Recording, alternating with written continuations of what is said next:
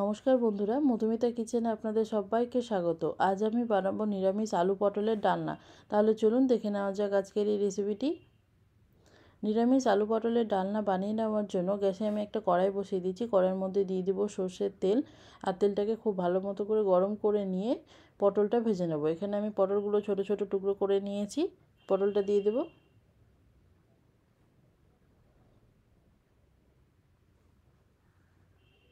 পটলটা দিয়ে দেবো সামান্য নুন, আর দিয়ে দেবো সামান্য হলুদ গুঁড়ো। এবার নুন হলুদ দিয়ে পটলটাকে লাল করে ভেজে নেব।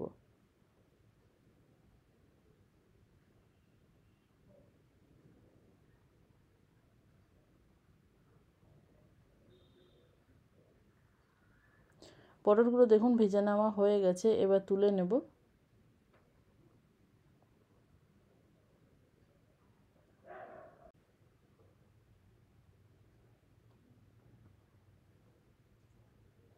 পটল ভেজে নেওয়ার পর সেই তেলেই আলু ভেজে নেব। এখানে আমি দুটো আলু কেটে নিয়েছি, আলুটাকেও ভেজে নেব।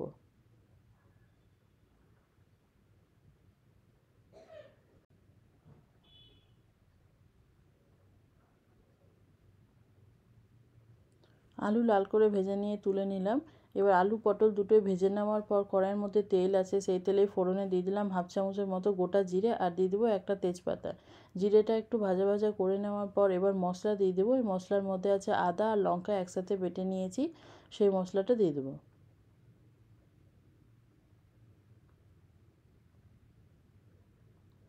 মশলা দিয়ে একটু নাড়াচাড়া করে নেওয়ার পর এখানে আমি একটা ছোট সাইজের টমেটো কুচি করে নিয়েছি, টমেটোটা দিয়ে দেবো।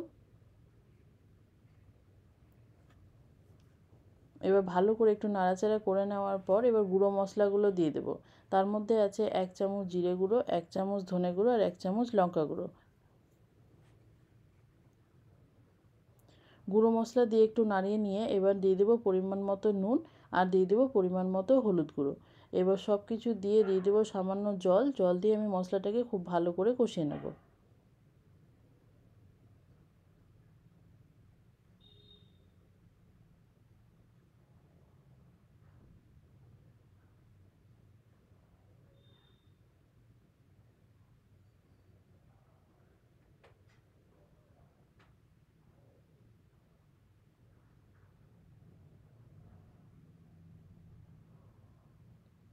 মশলাটা দেখুন খুব ভালো করে কষিয়ে নেওয়া হয়ে গেছে। এবার ভেজে রাখা আলু আর পটলটা দিয়ে দেবো।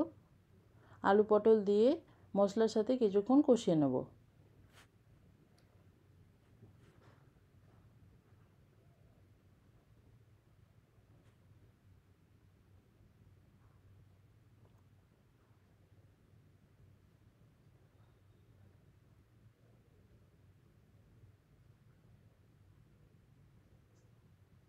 আলু আর পটল ভালো করে কষিয়ে নেওয়ার পর এবার দিয়ে দেবো জল। জল দিয়ে ভালো করে নাড়াচাড়া করে এটা 5-6 মিনিটের জন্য ঢাকা দিয়ে দেবো।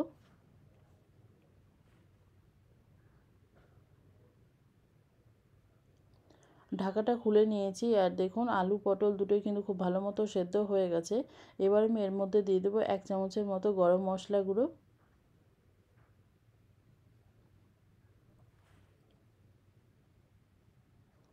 গরম মশলা দিয়ে ভালো করে মিশিয়ে নিয়ে আবারও কিছুক্ষণের জন্য ঢাকা দিয়ে দেবো।